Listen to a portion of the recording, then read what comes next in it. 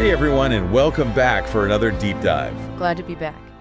So today we're going to get into all the bloody goodness surrounding, Final girl. the final girl trope in horror. Yeah. So, we're going to be talking all about her origins and how she's changed over the decades. Right. And even, how she's kind of tied into these bigger ideas about gender. Absolutely. And, for this, we're going to be pulling some really fascinating insights from Carol J. Clover, who wrote back in 1987. Yeah, she really pioneered the term. Yeah, about this whole final girl thing. Exactly. She kind of coined the phrase final girl. Oh. And it's interesting because she doesn't just point out that this character exists. Right. She actually dives into the whole psychology of it. Oh, well. And argues that how the audience sees the final girl actually shifts over the course of the film. So wait, are you saying at first we're almost on the killer's side? Kinda, yeah. That's messed up. Well, as the bodies start piling up, we start relating more and more to the final girl. Okay. Especially, during that climactic showdown. Oh, yeah. At the end of the movie. Okay, I get that. And Clover argues that a big part of why we root for the final girl is because she often has this, this moral superiority. Okay, so you're talking about how the final girl is usually the one who's not. Exactly. Doing drugs or having sex or whatever. And it's the movie is punishing those other characters for having fun. It's that whole death by sex trope. Yeah. Especially in those 80s slashers. Oh, yeah, big time. If you're going to hook up, you're going to die. Right. So you're saying Laurie Strode from Halloween survives. Exactly. Because she's babysitting and being responsible. She is. And all her friends who are partying, they're the ones who get it. Exactly. But okay, so then what about Leela Crane from Psycho? She survived Norman Bates, right? Well, she did survive, but she's not really a classic final girl. Okay. In Clover's view. I mean, she kind of fits some of it, right? Not really. She's not the one who takes down the killer or anything. Remember we were talking about moral superiority and actually taking action? Yeah.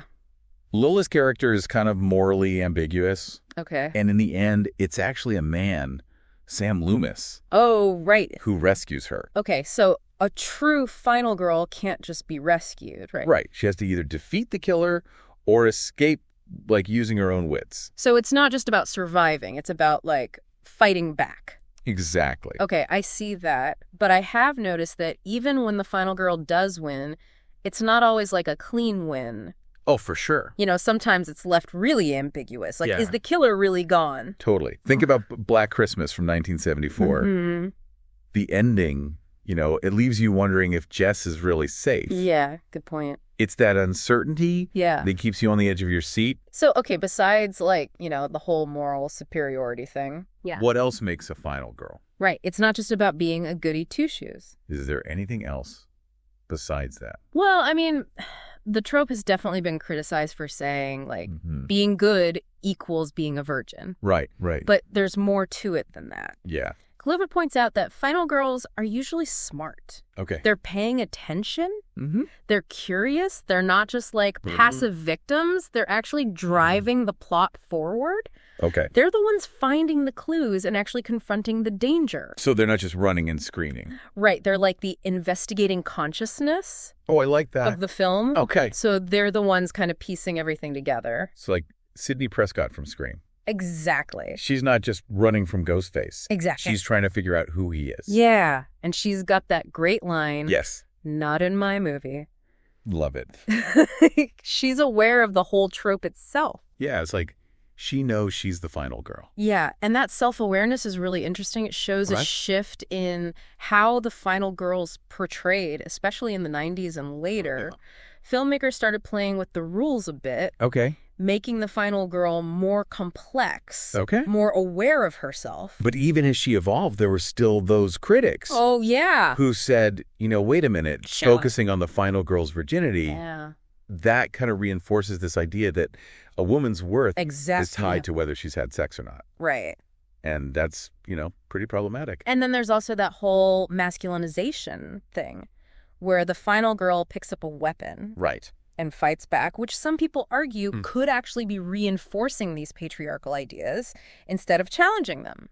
So, is it really empowering Exactly. for a woman to survive if she has to, act like a man to do it? Yeah, it's a real paradox. It is, but these are important things to think about because it adds another layer to this whole final girl thing. Exactly. It's not just good versus evil anymore. Right. It's about all these like cultural anxieties we have about gender and violence and power. Exactly. And how they play out on screen. Yeah, in these movies. And that's what makes the final girl so fascinating to analyze, because it's a window into how society sees things and how those perceptions have changed over time. How about we take a trip through some of those changes? Love it. Like horror movie history, right? Let's do it. Let's look at some of the most iconic final girls from each decade. You know, like starting with the 70s. Sounds good. Ooh, 70s horror, my favorite. What jumps out at you as we dive into this list? Okay, before we get lost in all the blood and guts. Sure. Can we break down like some more of those common final girl characteristics? Yeah. I'm really curious about that whole unisex name thing. Oh, yeah, good point. Besides being smart and resourceful, final girls often have names. That could be for a boy or a girl, like Avery, Sidney, Jamie. It's almost like their names reflect this blurring of traditional gender roles. Okay. You know, they have both masculine and feminine qualities, so it's hard to put them in a box. I never thought of it like that. Yeah. But that makes a lot of sense. Uh-huh. So is that why we see such a range of different final girls in the 70s? Could be. Like you've got Sally Hardesty from Texas Chainsaw Massacre. Right. Who's like pure terror and vulnerability. Mm-hmm. And then Laurie Strode in Halloween, who fights back. Yeah, even though she needs a little help from Dr. Loomis. Yeah, just a little. In the end. But then there's Ellen Ripley from Alien. Right. She starts out scared, but then she turns into a total badass, taking on that xenomorph. Yeah, those characters really set the stage. They did. For how the troupe would evolve. Yeah, it's like the 70s were kind of testing the waters, right? Yeah. Showing us all these different ways a final girl could like deal with all the horrors. But then in the 80s, it seems like they really went all in on that fight back element. Totally. They're not just surviving. Mm-hmm. They're turning the tables on their attackers. It's Ginny Field in Friday the 13th Part 2. Oh, yeah. Great example. She uses Jason's mother's psychology against him. Oh, smart. Right. Yeah. So clever. And then there's Nancy Thompson. Yes. From Nightmare on Elm Street. Who confronts Freddy Krueger in his own dream world. Exactly. She outsmarts him, and she even pulls him into the real world to fight back. So good. Total badass. It seems like the 80s were all about those final girls taking charge. Yeah. Even if it was just temporary sometimes. But paving the way for the even more assertive final girls we see later. Absolutely. Oh, and speaking of which, the 90s brought us like a whole new wave of iconic final girls. Totally. And I think it's safe to say that Sidney Prescott from the Scream franchise is like the queen bee of self-aware final girls. She's witty, she's resourceful, and she totally calls out all those horror tropes while she's kicking Ghostface's butt. Exactly. And we can't forget Gale Weathers. Oh, she's great. She might start out a little morally ambiguous. Yeah, she does. But she really evolves throughout the Scream series. She does. And becomes like a vital part of that final girl dynamic. Alongside Sidney. Yeah, exactly. Yeah. It's like a reminder that, you know, the trope isn't always black and white. Exactly. Even characters who seem like potential villains can become heroes. Absolutely. And then, you know, there's Julie James from I Know What You Did Last Summer. Oh, yeah. Good one. Another classic example of a final girl. Classic. Facing a vengeful killer and fighting like hell to survive. Absolutely. It feels like the 90s really made the final girl like a staple of the horror genre. But with so many, I mean, did it ever start to feel a bit stale? That's a great question, and I think it leads us perfectly into the next chapter of our dive. Wait, hold on. Yeah. Before we jump ahead, I'm dying to know, what are some of your favorite final girl moments? Ooh, that's tough. I know, right? There's so many good ones. You know those scenes that make you cheer, even though you're hiding behind a pillow? Oh, yeah. What are some of yours? One that always sticks with me is Nancy's final showdown with Freddy in Nightmare on Elm Street. Oh, tell me more. The way she, like, uses her imagination to turn things around on him in the dream world and then pulls him into reality to finish him off. So good. It's such a classic final girl power move. It is. What about you? Are there any scenes that get your heart racing? Oh, there are so many. I bet. But the one that always gives me chills is Ripley Showdown. Oh, yeah. With that xenomorph queen in Aliens, when she gets in that power loader and says, "Get away from her, you bitch." It was so good. Oh, chills. I know. Talk about a mic drop moment. Total mic drop. Pure adrenaline. Yeah. Fueled awesomeness. Absolutely. But speaking of, evolution, you were about to say that the 2000s brought some new twists They did. to the final girl formula. The 2000s saw filmmakers getting even more self-aware of the trope and, its potential problems. Yeah. It wasn't just about checking those classic final girl boxes anymore. Right. It became about, exploring what it really means to survive a horror movie. So are you saying they were, intentionally messing with the trope? Sometimes, yeah. Okay, I like that. Take Dana Polk from The Cabin in the Woods. The movie knows you're expecting a typical final girl story, but then it just, flips everything. Okay, I'm adding that one to my watch list. It's like a meta commentary. I love when a movie plays with your expectations. On the whole nature of horror tropes, Yeah. And Dana's journey is just wild. Okay. And then there's Mia Allen from the Evil Dead remake. Oh, yeah. She starts out as, a troubled addict. Yeah. But she becomes this incredibly strong survivor. Okay. And that really challenges that whole pure and innocent final girl archetype. So it's not just about being the good girl anymore. Right. It's about being flawed, but still overcoming exactly unimaginable horror. Yeah, and that makes them so much more relatable. Totally. It's like how we see women in general now, right? We're moving away from those stereotypes and embracing more realistic characters. For sure. Okay, so we're still seeing those classic final girl elements, but there's this greater awareness now definitely of the tropes and a willingness to play around with them. And filmmakers are creating characters that feel more real. So the final girl is still relevant, but she's changing. Exactly. Along with how we see horror and gender roles. Exactly. And that constant change keeps the final girl trope so fascinating and thought-provoking, and that conversation just keeps going. It does. With every new horror movie. Which brings us to the 2010s and 2020s, where it feels like final girls are getting even more complex. Oh, for sure. Yeah. We're seeing way more emphasis on, the psychology and the development of the characters. It's like Tree Gelman in Happy Death Day. Oh, yeah. I love that one. She's trapped in that time loop, reliving the same day over and over until she can figure out who the killer is. Right. It's such a unique twist on the final girl formula. It is. It's scary, but also, hilarious and empowering. Yeah. Oh, Happy Death Day is one of my guilty pleasures. I know, it's so fun. Okay. And then we've got Maxine Minks from X. Yes. Who, challenges that traditional idea of the final girl as a virgin. Yeah. She's, openly promiscuous and embraces her sexuality. And still survives. But she's the one who survives. It's like she's saying, Yeah. my sexuality doesn't define my strength or my ability to survive. I love that. Right. Such a powerful message. It is. And then there's Samantha Carpenter from the new Scream. Okay. She's grappling with, her dad being the original Ghostface. Oh, wow. So she's a final girl haunted by her family history. Okay. Which adds a whole other layer of complexity. And let's not forget Sienna Shaw from Terrifier 2. Oh, yeah. How could we forget her? She's the ultimate final girl, right? Totally. Strength and resilience. She goes through hell. She does. That comes out on top. Right. Even managing to kill Art of the Clown. Yeah, I did not see that coming. Talk about defying expectations. Seriously. It seems like these recent final girls aren't just surviving.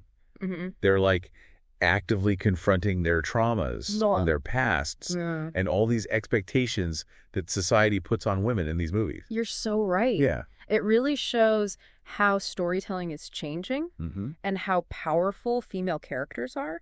Yeah. In horror. We're so far from the damsel in distress now. Right. It's so... And embracing these characters who are, multifaceted, flawed, and ultimately incredibly strong.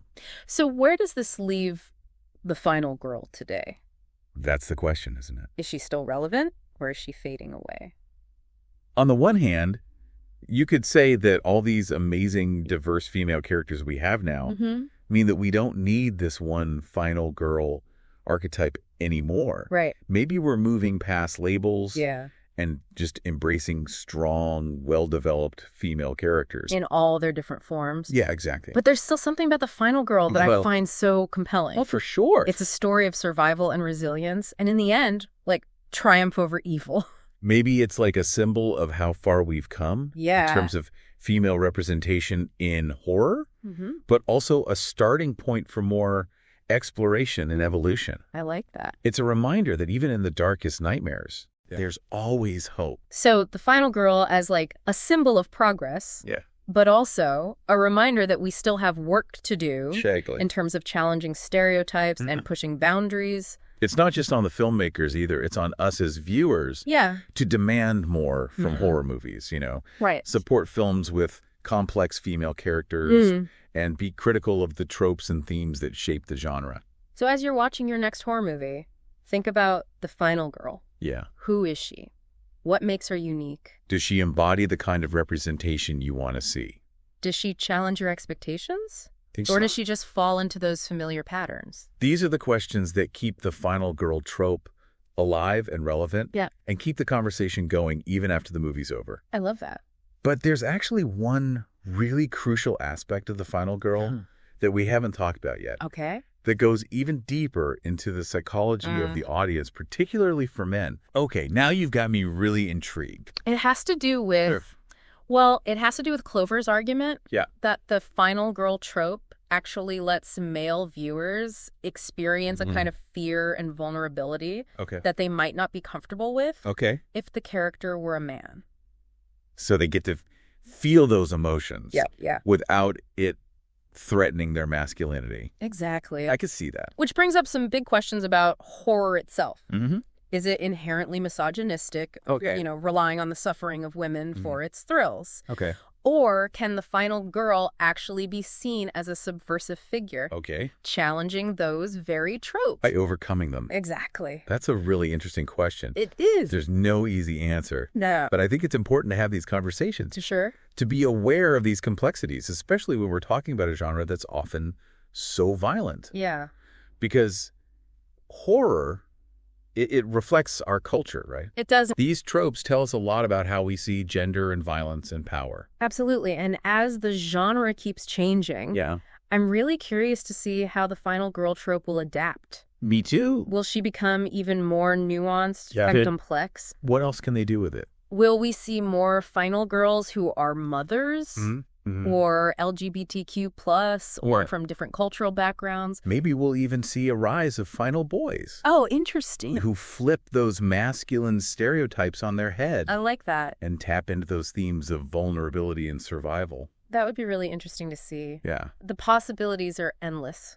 They are. And that's what makes horror so fascinating, right? Yeah. It's always pushing boundaries, challenging expectations, and reflecting our deepest fears and anxieties.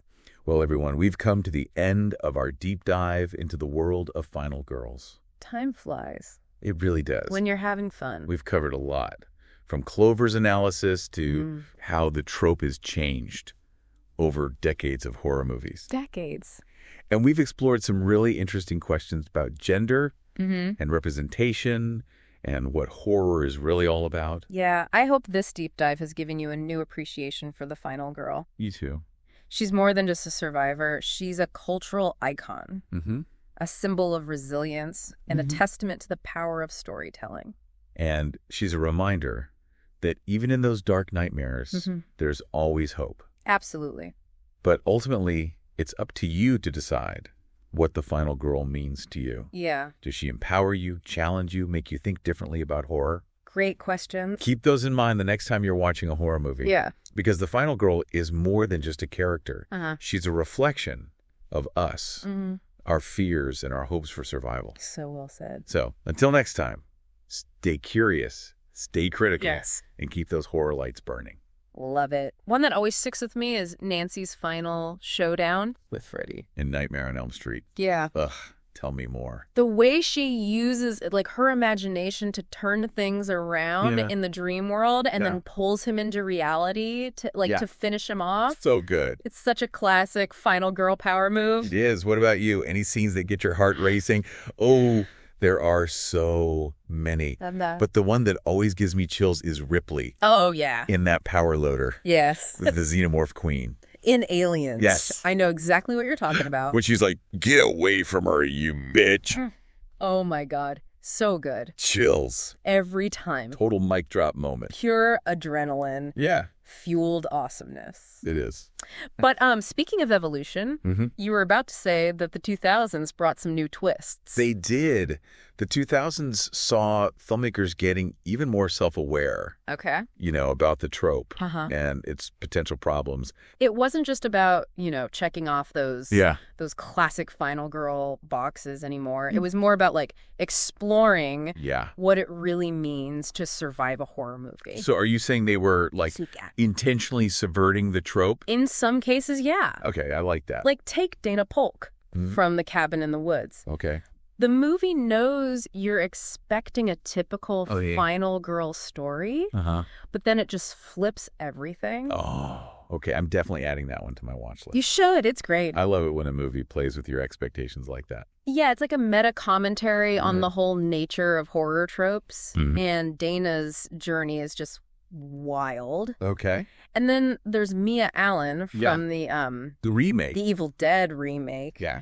She starts out as this, troubled addict. Right. But she becomes this incredibly strong survivor. Yeah, she does. Which really challenges that whole pure and innocent whole girl archetype. So it's not just about being the good girl anymore. Right. It's about being flawed and still overcoming unimaginable horror. And that makes these characters so much more relatable. It really does. It's like how we view women in general now, right? Absolutely. It's like we're moving away from these stereotypes and embracing more realistic characters. Absolutely. So we're still seeing those classic final girl elements, but there's this greater awareness now of the tropes and a willingness to play around with them. And filmmakers are creating characters that feel more real. So the final girl is still relevant. Exactly. But she's changing along with how we see horror and how we see gender roles.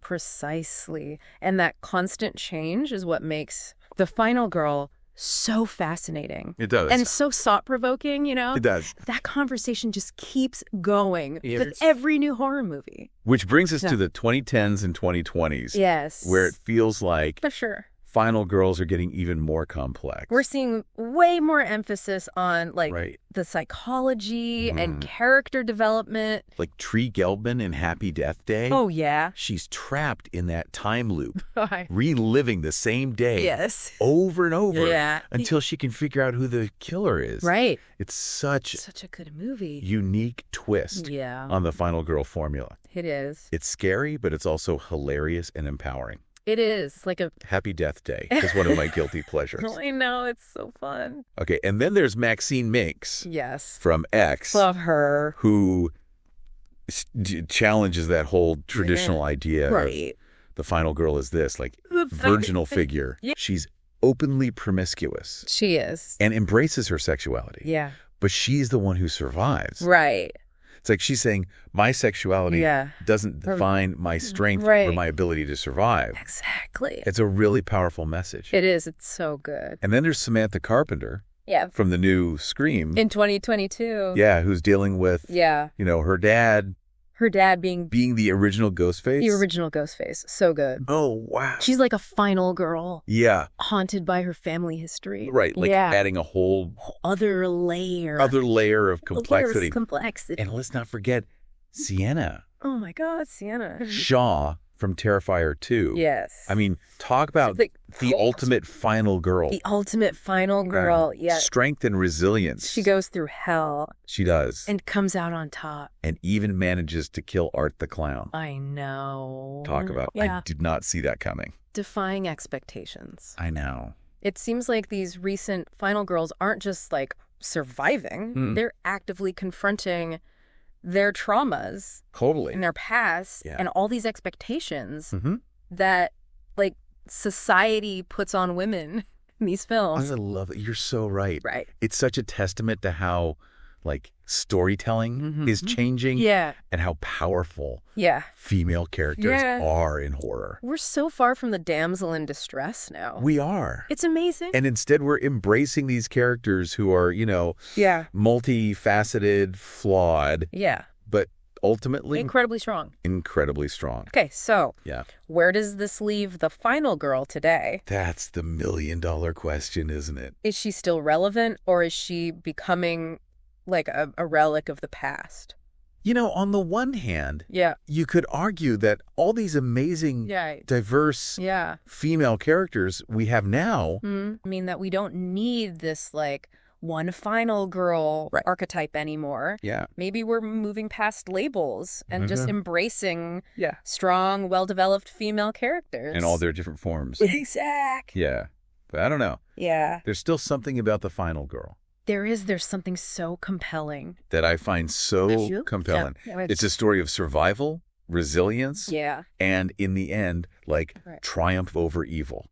Maybe it's like a symbol of how far we've come in terms of female representation in horror, but also a starting point.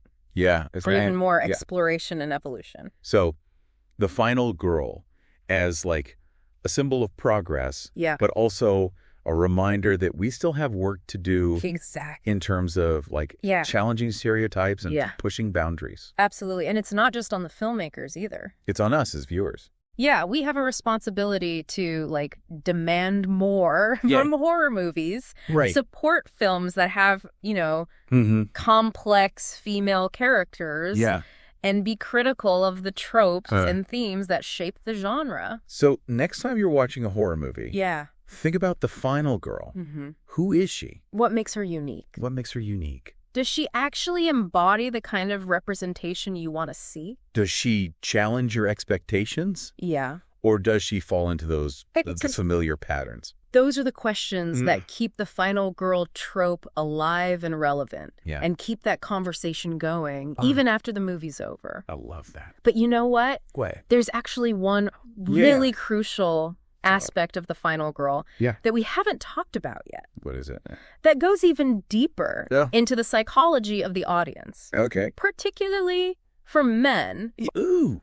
Okay, now you've got me really intrigued. It has to do with Clover's argument that the final girl trope, it actually lets male viewers experience a kind of fear and vulnerability that they might not be as comfortable with, if the character were a man. So they get to tap into those emotions without, threatening their masculinity. Exactly. Yeah.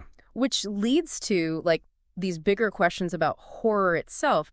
Is it inherently misogynistic? Okay. Relying on the suffering of women for its thrills? Interesting. Or can the final girl be seen as a subversive figure who's actually challenging those very tropes? Right, by overcoming them. Exactly. That's a tough question. It is. There's no easy answer. No. But I think it's so important to have these conversations. For sure. To be aware of these complexities, especially when we're talking about a genre that's often, so violent. Yeah, because horror, it reflects our culture. Right, it does. These tropes tell us a lot about how we view gender, violence, power. And how those views have changed over time. Exactly. And as the genre continues to evolve, yeah, I'm so curious to see how the final girl will adapt. Me too. Will she become even more nuanced, more complex? Right. What else can they do with it? Will we see more final girls who are mothers or LGBTQ+R or from different cultural backgrounds? Maybe we'll even start seeing final boys. Oh, that's interesting. Who subvert traditional masculinity. Yeah. And tap into those themes of vulnerability and survival. That would be fascinating to see. It would. The possibilities are endless. They really are. That's what keeps horror so exciting, right? Yeah, absolutely. It's always pushing boundaries, challenging expectations, and reflecting our deepest fears. Yeah, those anxieties we all have. So true.